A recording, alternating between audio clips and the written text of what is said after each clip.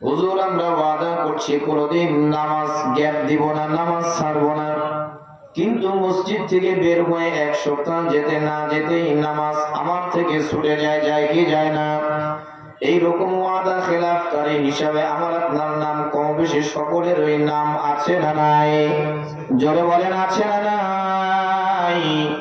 অবশ্যই আছে, অবশ্যই আছে, অবশ্যই আছে। ওয়াদার বিষয়ে আমার আপনার নবী সরকারে দো আলম জনাবে মুহাম্মদুর রাসূলুল্লাহ সাল্লাল্লাহু আলাইহি ওয়াসাল্লাম বাবা ইহুদির কাছে ওয়াদা করলেন, ইহুদি যাও, আগামীকাল আমি অমুক জায়গায় যাব, তুমিও আসবা। আল্লাহর নবী সময় মতো পৌঁছে গেলেন। 1 ঘন্টা 2 ঘন্টা 3 ঘন্টা ধরে অপেক্ষা করতেছিলেন। ঘন্টার পরে ঘন্টা যায়, ইহুদির আসার কোনো খবর নাই। আল্লাহর নবী একদিন অপেক্ষা করলেন, একদিন পর্যন্ত অপেক্ষা করে যতটুকু প্রয়োজন শুধু ততটুকু প্রয়োজন সারার জন্য বাসায় আসলেন, আবারও প্রয়োজন সেরে সেই জায়গায় গিয়ে দাঁড়ালেন। এইভাবে 1 দিন 2 দিন 3 দিন পর্যন্ত চলে যায়। ইহুদি নবীর সঙ্গে যে ওয়াদা হয়েছিল অমুক জায়গায় দুজন একত্রিত হবে, ইহুদির মনে নাই। নবীজিও কিন্তু এখন পর্যন্ত নবুয়ত প্রাপ্তি হন নাই, তিনি কিন্তু এখনো নবী না। জোরে বলেন কথা ঠিক কিনা?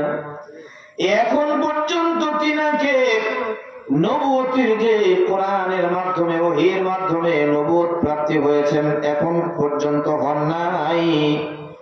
এমন একটা সময়, এমন একটা জিন্দেগির টাইমে তিনি কোনোদিন ওয়াদা খেলাফ করতে পারেন না, করেন নাই। ইহুদির কাছে ওয়াদা করেছেন 1 দিন 2 দিন 3 দিন পর্যন্ত সেই জায়গায় অপেক্ষা করেছিলেন। 3 দিন পর ইহুদি ওই রাস্তা দিয়ে যাবার পথে দেখা হলো আমার আপনার নবীর সঙ্গে। নবীজিকে ডাক দিয়ে বলে, মুহাম্মদ আনতা আকামাকা, তুমি এখানে দাঁড়িয়ে আছো, মাজা কেন তুমি দাঁড়িয়ে আছো?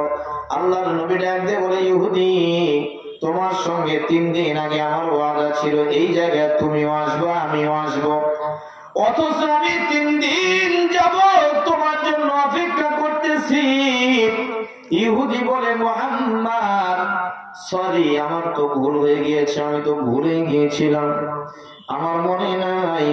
আল্লাহর নবী আমরা বলে কি বলতাম, বেটা ফাজলাম পাও, তোমার জন্য 3 দিন যাবত আমরা অপেক্ষায় আছি, রাগ যদি সহ্য না হয় অনেকেই তো আমরা বক্সিং মেরে দিতাম। জোরে বলেন কথা ঠিক কিনা? আল্লাহর নবী বেশি কিছু বলেন নাই, শুধু এতটুকু বলেছেন, ইহুদি তোমার দ্বারাই আমি কষ্ট পেলাম।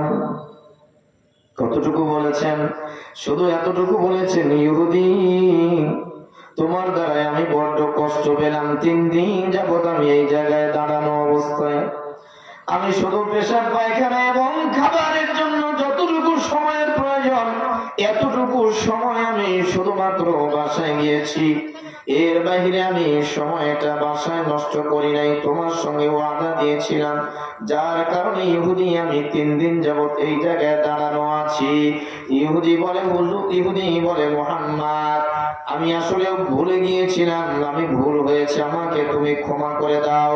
আল্লাহর নবী এইভাবে আল্লাহর নবীর চরিত্রটা প্রকাশ করেছেন। বাবা ওয়াদা করলে ওয়াদা রক্ষা করতে হবে, এটা আমার নবীর বাতানো না মহান আল্লাহ তাআলার বাতানো পথ, এটা আমার আল্লাহ রাব্বুল আলামিনের বাতানো পথ। আল্লাহ তাআলা তাই কালামে পাকের মধ্যে বলেন, ওয়াল্লাযীনা হুম লিআমানাতিহিম ওয়া আহদিহিম রাউন।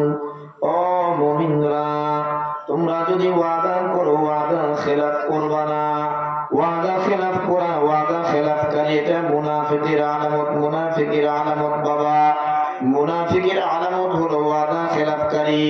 ছোট্ট একজন সাহাবা আল্লাহর নবীর সামনে বসা, এমন একটা সময় একজন সাহাবা ছোট্ট একটা বাচ্চাকে ডাক দিয়েছে, বাচ্চা তুমি এইদিকে আসো, তোমাকে কিছু খাবার দেব।